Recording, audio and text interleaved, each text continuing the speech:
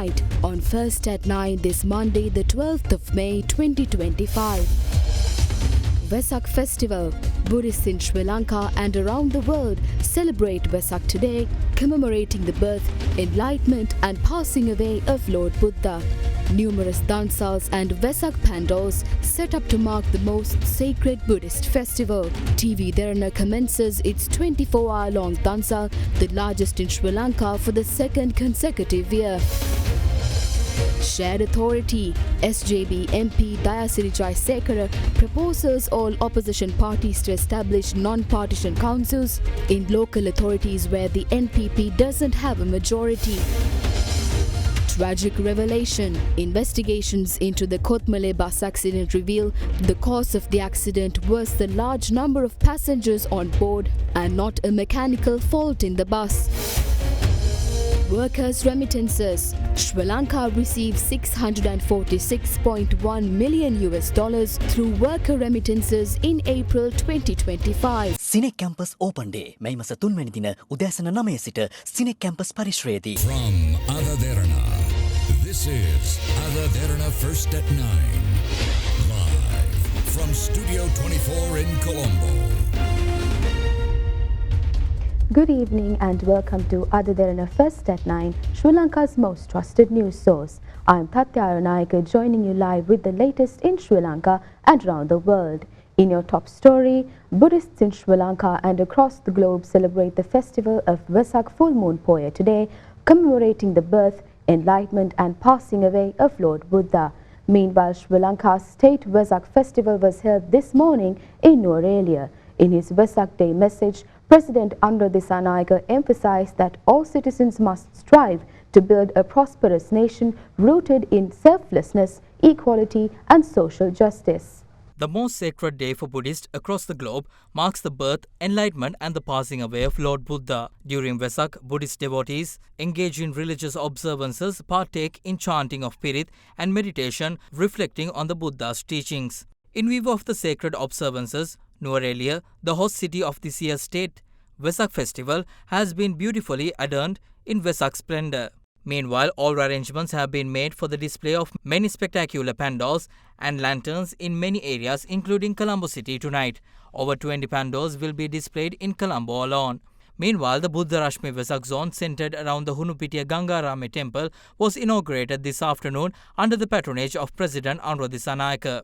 Nearly 7,500 dansas have been organized across the island this year, covering all of these Vesak zones. In his special message for Vesak, President Andra Dissanayake stated that the country must strive to build a prosperous nation rooted in selflessness, equality and social justice, fulfilling the aspirations of the people for a thriving nation, a beautiful life. The head of state further stated that the teachings of the Buddha provide a path to inner development, guiding humanity towards moral and intellectual growth. President Dissanayake also highlighted that Buddhist philosophy offers profound insights into good governance, noting that when a nation's leader governs with justice and virtue, the people prosper in peace. In the meantime, Prime Minister Dr. Harini Amarasuriya in her Vesak Day message called on all to unite in mind and spirit, bound together by mutual respect and compassion. The Premier highlighted that the collective celebration of a major religious festival such as the Vesak Day stands a significant testament to the unity of the country's diverse ethnicities and religions. Leader of the opposition Sajith Premadasa in his Vesak message stated that the sacred Vesak full moon Poya Day is an opportunity to reflect once again on the noble path of Dhamma that the Buddha revealed to the world. He further highlighted that within the Dhamma shown by the Buddha, there are clear and practical answers to overcome difficulties Sri Lanka is confronting. 388 inmates have been released from prisons across the island today under a special presidential pardon granted by President Andra Dissanayake in view of the Vesak Poya Day. According to prison spokesman Gavani Dissanayake, 384 male inmates and 4 female inmates serving sentences for minor offences were granted pardons in accordance with Article 34 of the Constitution. Meanwhile, the Department of Prisons also announced a special arrangement allowing open visits for inmates in view of the Vesak Poya Day. This program will be in effect today and tomorrow. Visits will be permitted at all prisons nationwide, subject to adherence to necessary health guidelines. TV Derana's 24-hour-long Dansal, organised for the second consecutive year this year, is currently underway at Independence Square. The Dansal, organised in collaboration with the Professional Chefs Association of Sri Lanka and the Colombo Municipal Council, kicked off at 7 p.m. today and will continue until 7 p.m. tomorrow, with our team stationed at the Independence Square throughout the 24-hour duration. Long queues are seen at the Independence Square premises for Sri Lanka's largest Dansal. The Dansal is organised for the second consecutive time in view of Vesak, the most sacred Buddhist festival. Our teams have made necessary preparations to ensure the smooth execution of the Dansal.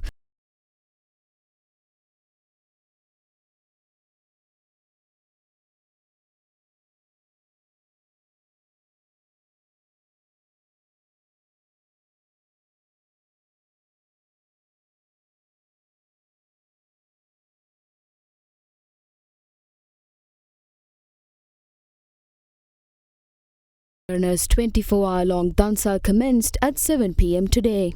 We invite all of you to come visit TV Derana's Dansal with friends and family this Vesak festival. TV Derana has also arranged ice cream and tea Dansal for those waiting in queues to partake in the 24-hour Dansal. CINEC campus open day මැයි මස 3 වැනි දින උදෑසන 9 සිට CINEC campus පරිශ්‍රයේදී Samagi Janabalawegaya MP Dayasiri Jayasekara says discussions are currently underway with all opposition groups to establish councils in local government institutions where the opposition collectively holds more seats than the ruling party, National People's Power. Meanwhile, several opposition parties allege that the National People's Power is offering various illegal inducements, including financial incentives and privileges, to independent groups in an attempt to secure control of local government institutions where it has failed to secure a majority. With that, let's take a look at the latest developments in the political arena today. The government is facing a major defeat. Their vote bank has dropped by 2.3 million compared to 7 months ago. Although they claim to have won 269 local government institutions, they are only able to establish power in 116 of them. Many independent groups contested the election. These individuals were previously labelled as thieves by the government. However, in an effort to establish control, the government is now attempting to form alliances with them through bribery. This same government, which once claimed to be the purest in history, is now turning to those they previously condemned to form local councils. We call upon the general public and political parties across the country to unite and form councils in local authorities where the NPP is unable to do so. These councils can be named non-partisan councils.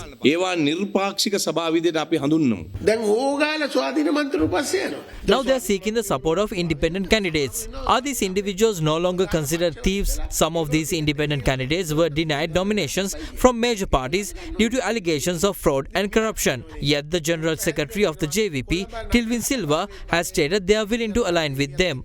Isn't there a price for that? Without a doubt, the SJB and other right-wing parties will establish control of the Colombo Municipal Council. Discussions have concluded successfully and we will make an official announcement this coming Thursday. The SJB, despite losing even at the divisional level, is now claiming they can take control of municipal councils. Several groups have already initiated discussions with us and pledged their support for the plan to develop the capital of the country under the Colombo Municipal Council. We assure you that we will establish NPP leadership in Colombo Municipal Council. The government has consistently spoken out against deal politics, but now it appears they are the biggest proponents of it. There are ongoing efforts to bribe local government candidates. What is most concerning is that large-scale smugglers and businessmen are the ones who are trying to give bribes. If the government truly wishes to present itself as clean, it must launch a serious investigation into who is attempting to bribe these candidates.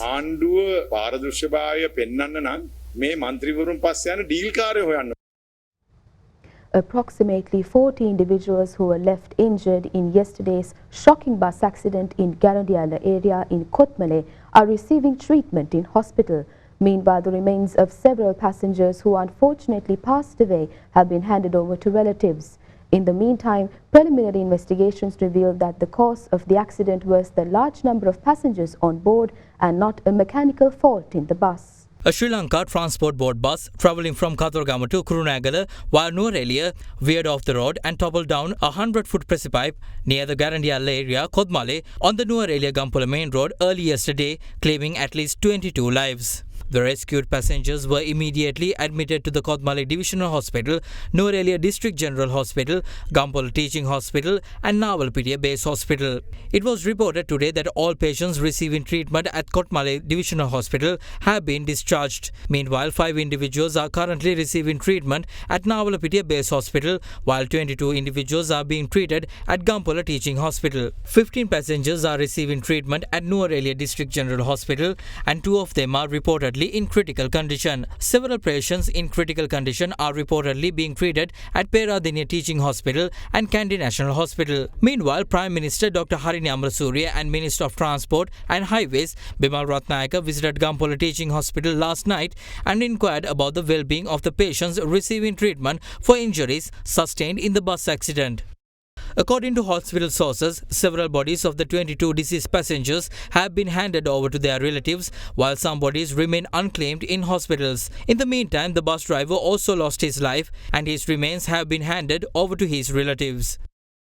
As the country was left shocked by the tragic accident, a report about the 9-month-old baby who survived the tragedy gained significant attention on social media. However, the baby's parents lost their lives in the accident and their remains were brought to their residence in Miriabad area. Amid the loss, musician Dinesh Subasinghe stated on social media that he will provide necessary contribution for the infant's future. Meanwhile, 3 children who also survived the tragic accident have been transferred to the Sirimao Bandanayake Specialized Children's Hospital in Kandy. According to the director of the Children's Hospital, the youngest child, who is 6 months old, is in critical condition. The children's mother passed away in the accident, while their father, who is in critical condition, is currently receiving treatment at Nuwara District General Hospital. The manager of the Kataragama bus depot, from where the bus departed, also spoke on the matter.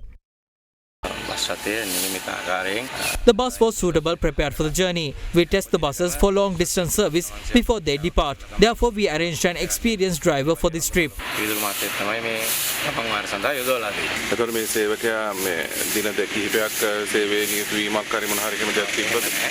No, he reported at the designated time, which was 4 p.m. and departed at 10 p.m. to Kataragama.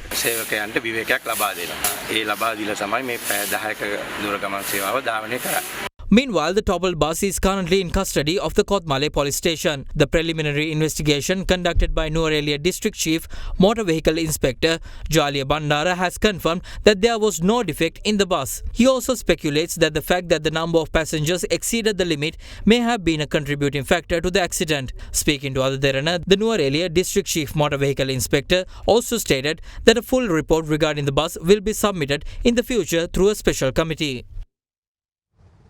A video circulating on social media claims that a group of Tamils residing in Canada has unveiled a Tamil genocide memorial in Brampton, Ontario, which reportedly features a map of Tamil Leelam associated with the LTTE. In response to an inquiry by Derana, Sri Lanka's Ministry of Foreign Affairs stated that it will be requesting a report on the matter from the Sri Lankan High Commission in Canada. Multiple videos currently circulating online appear to show a memorial constructed in Brampton, Ontario by the members of the Sri Lankan Tamil diaspora. According to a post shared by the event organizers, the memorial was built in response to the Sri Lankan government's demolition of a similar monument at the University of Jaffna in 2021. The structure is reportedly supported by several Tamil organizations in Canada, including the Canadian Tamil National Council, and prominently features a map of Tamil Elam, a symbol historically linked to the LTTE. Ontario Deputy Minister Vijay Thanigasalam, who was born in Jaffna, Sri Lanka, is also reported to have attended the inauguration ceremony. With that, here's a look at more local news across the island in brief. Over 200 kilograms of Kerala cannabis, valued at over 87 million rupees, were seized by the Sri Lankan Navy during an operation off Pesalai beach in Mannar. A dinghy linked to the smuggling attempt was also apprehended. The seized items will be handed over to Pesalai police for further legal action. Meanwhile, an individual from the Ganegoda area in Radgama Galle, allegedly involved in drug trafficking near a school in Anuradhapura, has been arrested by the Anuradhapura police headquarters. The suspect was found in possession of heroin and crystal methamphetamine valued at over 25 million rupees. In other local news, the Department of Meteorology has issued a warm weather advisory for residents of the Ampara, Batiklo, Polonnaruwa and Monragala districts. The temperature felt on the human body in several areas in these districts is likely to increase up to caution level in several areas. Therefore, residents have been requested to stay hydrated and to limit strenuous outdoor activities.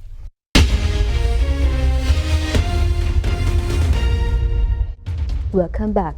Minister of Transport, Highways, Ports and Civil Aviation, Bima Ratnayaka, recently chaired high-level discussions to assess the potential impact of escalating tensions between India and Pakistan on Sri Lanka's ports and airports. The meeting, attended by key stakeholders from the sector, focused on strategies to manage the anticipated increase in ship arrivals at local ports due to regional disruptions. Addressing the gathering, Minister Ratnayaka emphasized the importance of maintaining operational readiness at both ports and airports amid evolving global political dynamics. He noted that Sri Lanka must not only be equipped to handle immediate challenges, but also ready to capitalize on emerging opportunities. The discussions also addressed the need to optimize efficiency, enhance inter-agency coordination, and strengthen logistics management to ensure uninterrupted service delivery during potential regional or global disruptions. The minister urged all relevant agencies to sustain a high level of preparedness and underscored the importance of positioning Sri Lanka as a reliable and efficient hub in times of global uncertainty.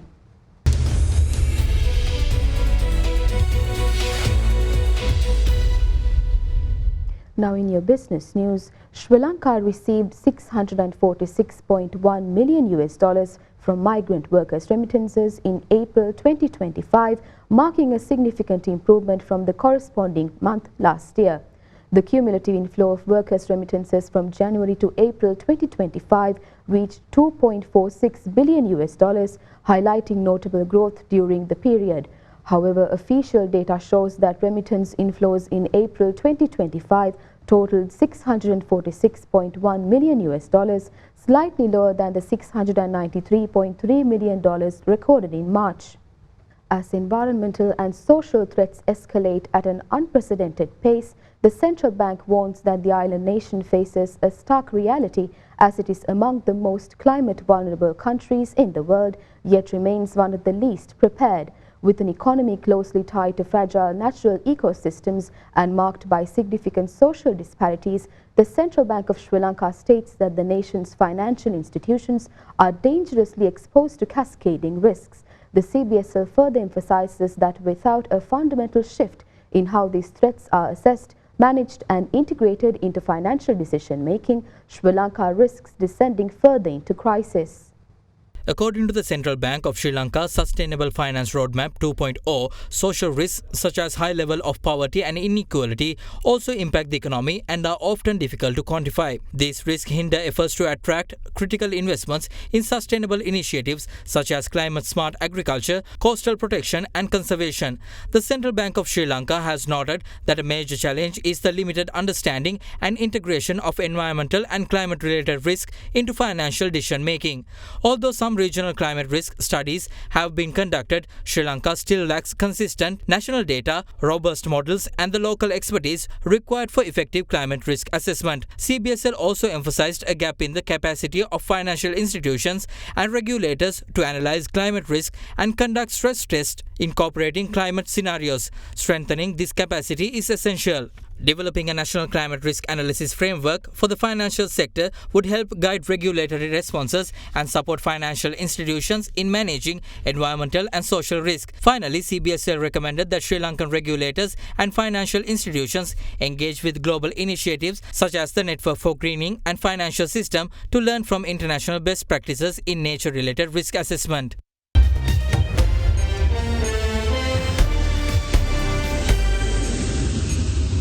Welcome back. In international news, the United States and China have agreed to suspend several heavy trade tariffs imposed for a 90-day period as both nations prepare to extend negotiations aimed at lowering trade war tensions. Issuing a statement, both nations state that they recognize the importance of their bilateral economic and trade relationship to both countries and the global economy. The United States and China today agreed to drastically roll back tariffs on each other's goods for an initial 90-day period in a surprising breakthrough that has de-escalated a punishing trade war and buoyed global markets. The announcement was made via a joint statement coming after a week of marathon trade negotiations in Geneva, Switzerland, by officials from the world's two largest economies, during which both sides touted substantial progress. According to the statement, both nations recognize the importance of a sustainable, long-term and mutually beneficial economic and trade relationship. Global markets reacted positively to the news, with stock markets in Hong Kong, the US and Europe rising. As part of the agreement, the United States will suspend its additional ad valorem rates of duties, tax based on the value of goods, by 24% for an initial period of 90 days. This will leave a 10% tariff rate in place. China will reduce its duties on US imports by a similar amount, also retaining a 10% tariff. That's all the news we have for you tonight. Thank you. Have a great night.